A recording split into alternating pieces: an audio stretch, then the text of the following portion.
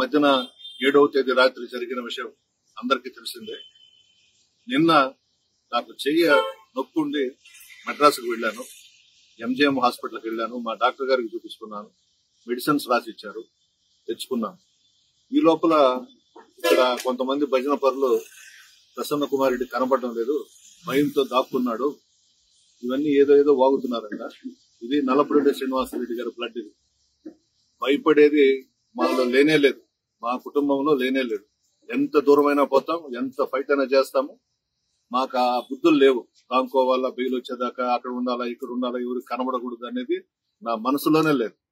నిన్న అనుకొని నొప్పి ఎక్కువగా ఉంటే మద్రాసు పోయి చూపించుకొని ఈ రోజు మార్నింగ్ బయలుదేరి వచ్చాను. ఎందుకంటే నిన్న సాయంత్రం 4 అయిపోయింది చెన్నైకి బయలుదేరి చూపించుకొని వచ్చాను.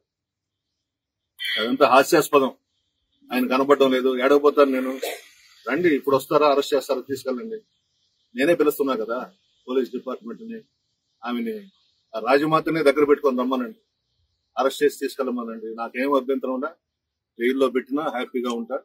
కానీ జరిగిన దాని మీద మాత్రం పోలీస్ డిపార్ట్మెంట్ నిజాయితీగా ఎంక్వైరీ చేసి అరెస్ట్ చేయాలి. మా దగ్గర వీడియోస్ ఉన్నాయి, మా ఇంటి మీదకి వచ్చిన వాళ్ళ వీడియోస్ అంతా ఉన్నాయి. దాంట్లో సీనియర్ నాయకులు కూడా ఉన్నారు. వాళ్ళ పేర్లు నేను చెప్పను, అందరికీ తెలుసు మా వాళ్ళందరికీ. ఆ నలుగురు ఎవరో. ఇది మంచి సాంప్రదాయం కాదు, ఎవరికి కూడా జరగకూడదు ఈ విధంగా. అందులో నెల్లూరు జిల్లాలో చాలా మంచి జిల్లా మంది. ఒకరు ఎలక్షన్స్ లో తిట్టుకుంటాం, మరలా స్నేహపూర్వకంగానే ఎక్కడ కనబడ్డా మాట్లాడుకుంటాం. ఆ విధంగా ఉండాలి గాని ఏదో పదవి వచ్చిందని చెప్పి చాలా విడిగా చేయడము.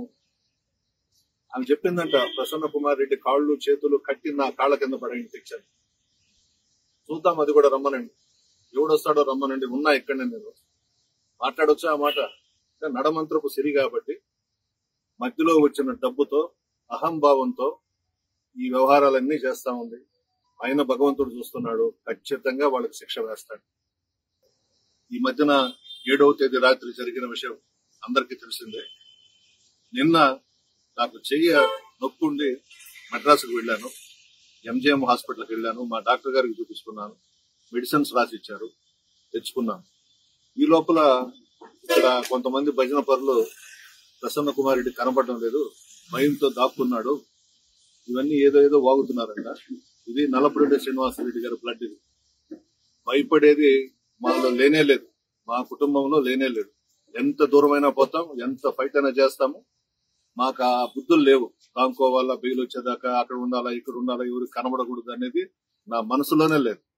నిన్న అనుకొని నొప్పి ఎక్కువగా ఉంటే మద్రాసు పోయి చూపించుకొని ఈ రోజు మార్నింగ్ బయలుదేరి వచ్చాను. ఎందుకంటే నిన్న సాయంత్రం 4 అయిపోయింది చెన్నైకి బయలుదేరి చూపించుకొని వచ్చాను. అదంతా హాస్యాస్పదం. ఆయన కనబడడం లేదు, ఏడవపోతాను నేను. రండి, ఇప్పుడు వస్తారా, అరెస్ట్ చేస్తారా, తీసుకెళ్ళండి.